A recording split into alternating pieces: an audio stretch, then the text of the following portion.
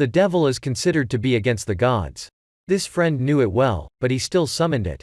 However, put the evil thing aside. She's so pretty. This guy is Alto, a student of the Magic Academy. At the end of the first year, Alto was still unable to make a contract with the demon country despite all his composition points being very high. To enter the second year, you must sign a contract with a demon country. The teacher told Alto to finish it by tomorrow morning or else he would study again. Her friend Lilia rushed over to ask about Alto's situation. When she heard that he was going to have to go back to school, the girl picked up a stone and tried to hit the teacher. Alto quickly stopped him. There's still time until tomorrow morning, he'll try harder. Alto went to the library to think if there was something he hadn't tried yet. While contemplating, a book fell on his head, and Alto took it home. It was indeed a summoning book. It's a bit old but still enough for Alto to draw a summoning circle. Alto mumbled, how the heck did it work this time? The thing he summoned didn't look like a human at all, and he wasn't even wearing any clothes. The other girl promised to do everything he asked. Embarrassed, Alto shouted his request to become a demon and succeeded. In exchange, she asked for some of Alto's magic power. She introduces herself as Vermil the human, who calls her the devil. Alto urged her to go get dressed and tell Vermil everything. She laughed because there was so much magic in Alto that no demon country dared to approach Alto. Alto now wondered about the devil's identity.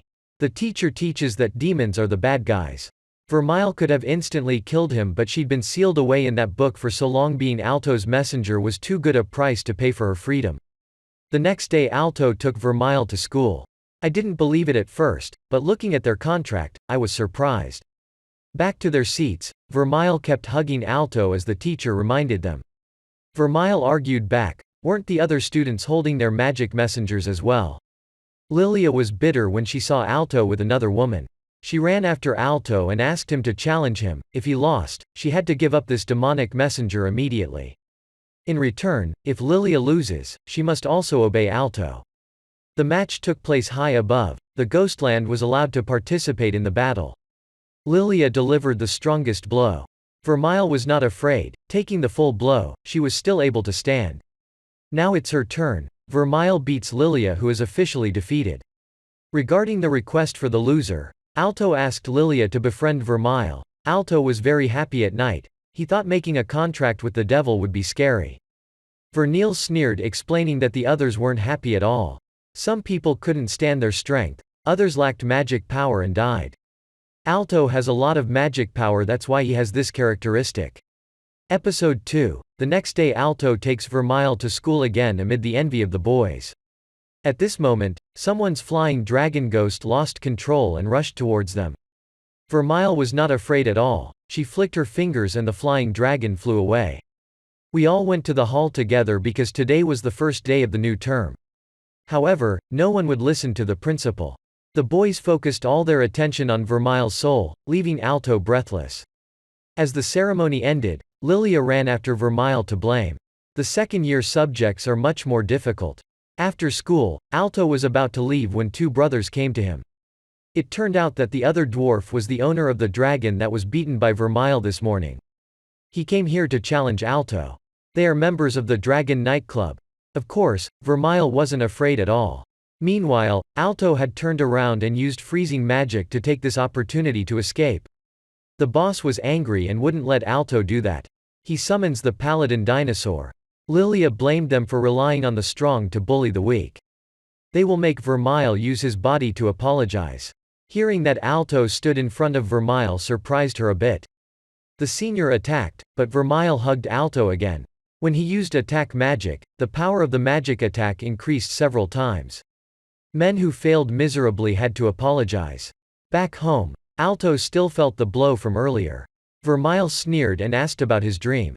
She will help you make it a reality. Magicians are divided into many levels, the highest being a special level, and that is also Alto's dream. Vermil stood up and took off his clothes.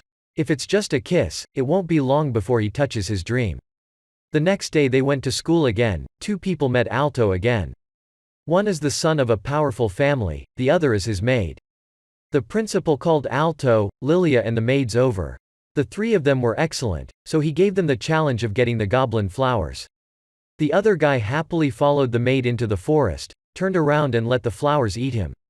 So the maids had to stay to save them, while Alto and Lilia still went looking for flowers. The way to that flower is guarded by a three-headed dog. They couldn't deal with such a high-level demonic beast. Lilia drank the invisibility potion to sneak past it. This makes the body invisible, but the clothes are still not. She crept closer to the dog, though she couldn't see it, but it smelled it and attacked Lilia.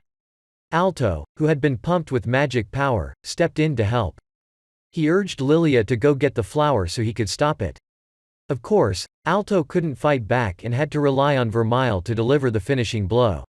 Lilia had picked the flower she gave back to Alto. At this point, the invisibility potion wears off. Alto was startled and sent the flower flying to the rightful place of the maid. So she became the head of the student body.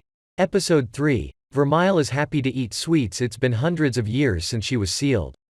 Seeing Vermeil so happy, Alto felt guilty that he didn't know anything about her. Suddenly the students looked up at the sky. The entire troop of dragon knights marched past them led by the guild master Chris. Vermeil invited Alto to have a bite. He happily agreed and then they went to exercise together. Listen to the young master talking about the Dragon Knights Guild. Chris is a very bright person. She founded that association and she is also a gold badge student. Lilia also had to submit to this achievement. There are 5 people in the student council. They are all talented people who are about to go platinum. Even the professors dared not touch them. Alto was extremely jealous to hear that. Lilia was still very confused about Vermeil confiding to the maid. Even the student council couldn't take down the three-headed dog with one hit. Alto must have something to hide from her, turned around and found Vermeil gone. She ran through the men's locker room. Alto reminded Vermeil. The last scuffle made the student council take notice not to let things go any further. At this moment, the student council passed by. Alto looked at them with admiration. That night when Alto went home, he still remembered them. Vermeil ducked into the bathroom, pressing Alto against the wall. She's a magician whose job is to make him stronger, so she'll take care of this. Meanwhile, Rex is being bullied by the student council girl. Rex has had enough. As Vermeil said, this guild is just for bragging. He would leave the guild, speak out, and then be beaten to the point of being hospitalized. Alto's group heard the news and ran to visit. Rex has left the Dragon Knights Guild. Hearing what Rex had to say, Alto decided to challenge Chris to a duel. Chris was quite surprised. The match begins. Chris summons his dragon. Alto kisses Vermeil, taking strength from her. He shot a tape to attack Chris without seeming to be successful. Chris fired flame bullets at him. Vermeil covered Alto with his body. Vermeil's injury proves that Chris is very strong. Alto continued to attack but Chris was able to neutralize it. Sensing that the situation was getting worse, Vermeil told Alto to give his all. The attack was so strong that it took half the field, but it wasn't enough to defeat Chris.